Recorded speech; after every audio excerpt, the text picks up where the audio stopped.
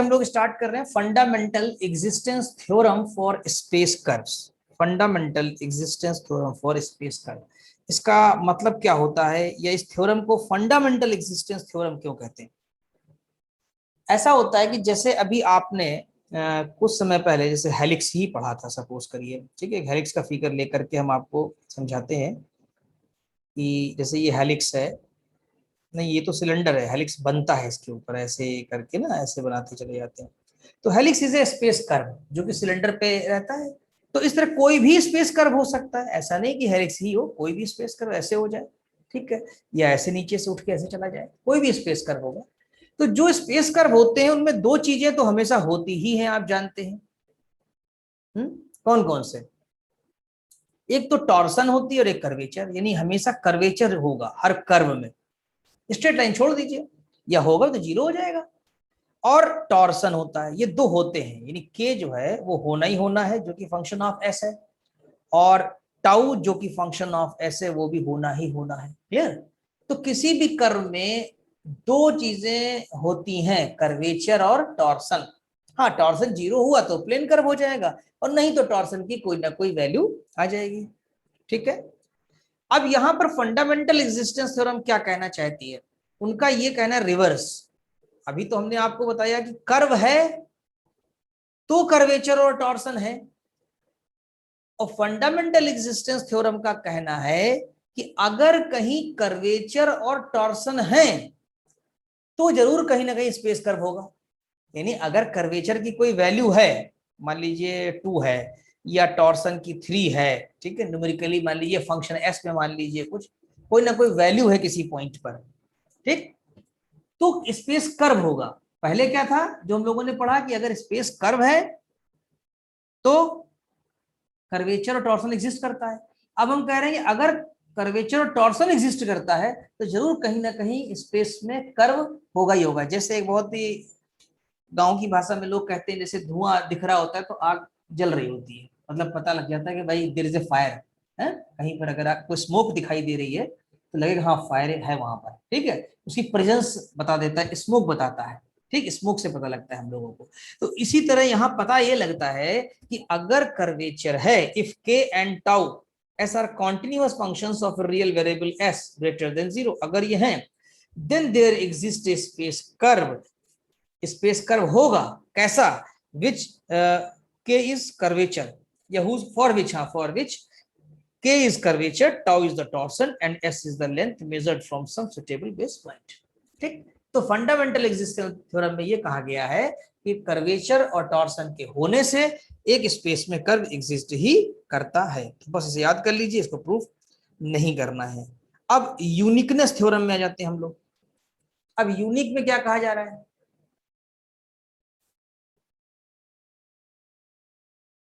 देखिए, अगर आपको के गिवन है और टाउ गिवन है, तो अभी आपने एक थ्योरम पढ़ी, कौन सी? फंडामेंटल एग्जिस्टेंस थ्योरम, कि स्पेस में कर्व होगा। यहां ये कहना चाहते हैं कि वो कर्व यूनिक होगा।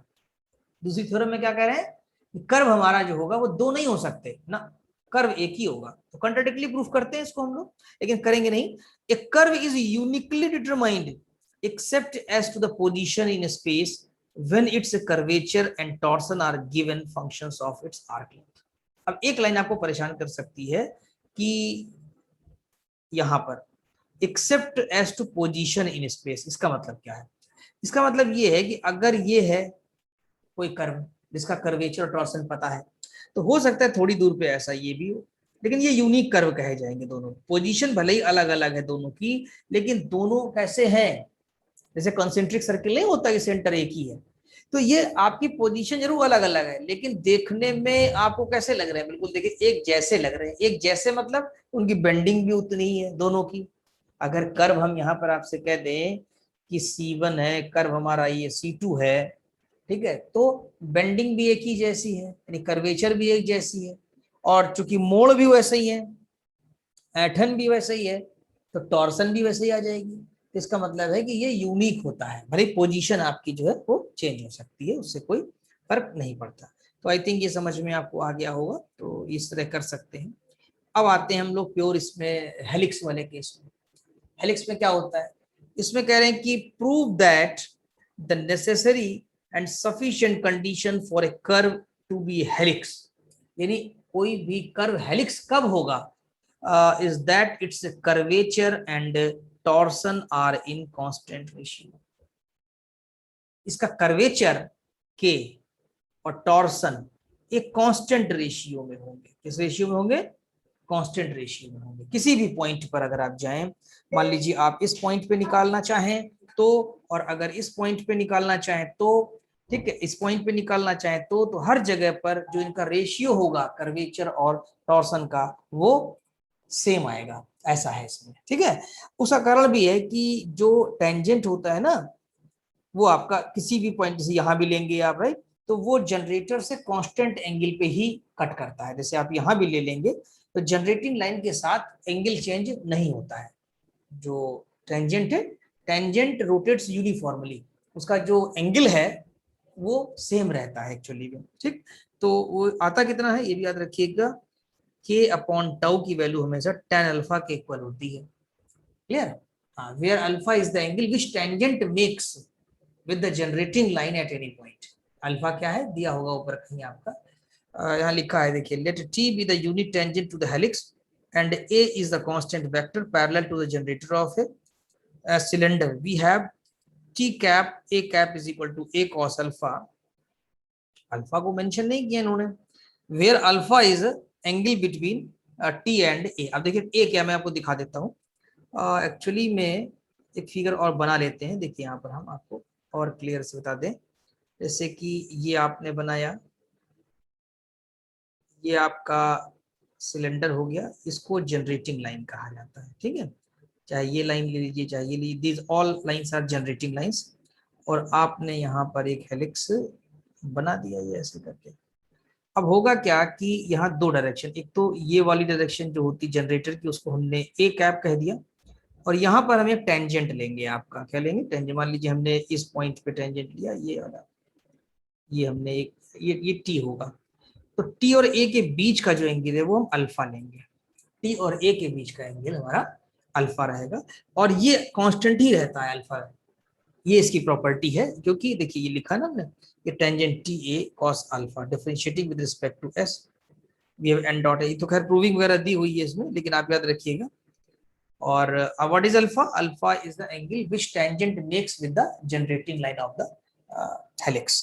तो k upon tau is equal to tan alpha. तो हेलिक्स की प्रॉपर्टी है कि कर्वेचर और टॉर्सन जो उसके हैं वो कांस्टेंट रेशियो में रहते हैं, ठीक। वो जनरल हेलिक्स की बात कर रहे थे। अगर हम सर्कुलर हेलिक्स की बात करें तो a helix which lies in the surface of a circular cylinder, मतलब उसका बेस कैसा होना चाहिए, सर्किल होना चाहिए, तभी सर्कुलर सिलेंडर कहते हैं। कॉल्ड ए सर्कुलर हेलिक्स और राइट सर्कुलर हेलिक्स। और अगर उसकी इक्वेशन है x square plus Y square equal to A square, तो उस सर्कुलर हेलिक्स की जो इक्वेशन होती है वो भी आप याद कर लीजिए, एमसीक्यू में कभी भी पूछ सकते हैं। आर इक्वल टू ब्रैकेट में ए कॉस थीटा ए साइन थीटा ए थीटा कॉट अल्फा। ये आपको प्रूफ नहीं करता है, ठीक है, इसको आपको ऐसे फार्मूला याद रखना है। अब मान लीजिए यहाँ पर आपसे कहते हैं कि टॉर्सन का वैल्यू निकालिए, तो फार्मूला याद करके रखिए, बस केवल obtain curvature and torsion of circular helix. Curvature and torsion of circular helix, तो कर्वेचर कितनी होती है यहाँ कहीं निकाला गया होगा, उस फार्मूले को आप याद रखिएगा, याद कर लीजिए, k equal to sine square theta upon A. ये क्या है, curvature of the circular helix, ठीक। Where base of the cylinder is X square plus Y square is equal to A square. Circular helix की बात हो रही है, ध्यान रखिएगा आप, ठीक। अभी ऊपर सर्कुलर हेलिक्स लिया गया था और कोरस्पॉन्डिंग इक्वेशन ये ली गई थी, ठीक है। और अगर इसके ये कर्वेचर हो गया, फार्मूला याद रखिए, और टॉर्सन का फार्मूला भी याद रखिए, T is equal to sine alpha cos alpha upon A, ठीक। तो thus we see that for circular helix the curvature and torsion are both constant, दोनों कांस्टेंट होते हैं। अब ये भी एमसीक्यू बन सकता है, curvature is constant, torsion is variable, या कर्वेचर वेरिएबल टॉर्सन कांस्टेंट, और बोथ आर कांस्टेंट, और वी कैन नॉट डिसाइड। चार ऑप्शन बना दिए, therefore their ratio is also constant. तो आई थिंक ये समझ में आपको आ गया होगा। यहाँ पर एग्जाम्पल नंबर 10 एक है कि prove that the involutes of a circular helix are plane curve. तो ये एमसीक्यू के लिए बहुत अच्छा ऑप्शन है आपके पास कि सर्कुलर हेलिक्स के जो इनवोल्यूट्स हैं वो कैसे होते हैं, they all are the plane curves, वो प्लेन कर्व होते हैं। कैसे होते हैं प्रूफ करने की आपको जरूरत नहीं है। तो आई थिंक ये पूरा आपका समझ में आ गया होगा और ये चैप्टर आपका यही फिनिश हो जाता है। अब इस पर कुछ हम एमसीक्यू डिस्कस करेंगे, फिर हम लोग चैप्टर नंबर 2 में जाएंगे। यहाँ पर एक क्वेश्चन नंबर 31 आपके सामने है। यहाँ पर आपको कर्व का t dash dot b dash निकालना है। फॉर एनी कर्व लिखा है, ये लिखा है फॉर एनी कर्व, ठीक है।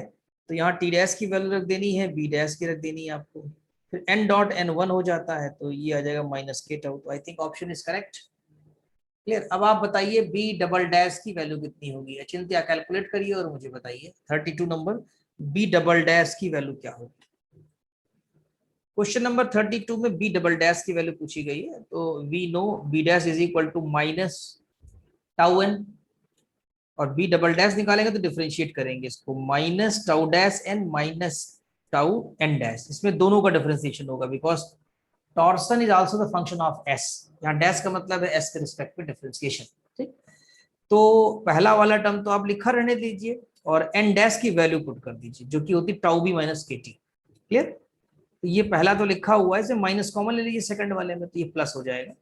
आई थिंक ये ऑप्शन ए से मैच कर रहा है, लेकिन यहाँ करेक्शन है, यहाँ पर बी नहीं होना चाहिए, एन होना चाहिए, तभी मैच करेगा और option number A will be correct. तो आई थिंक ये समझ में आ गया होगा।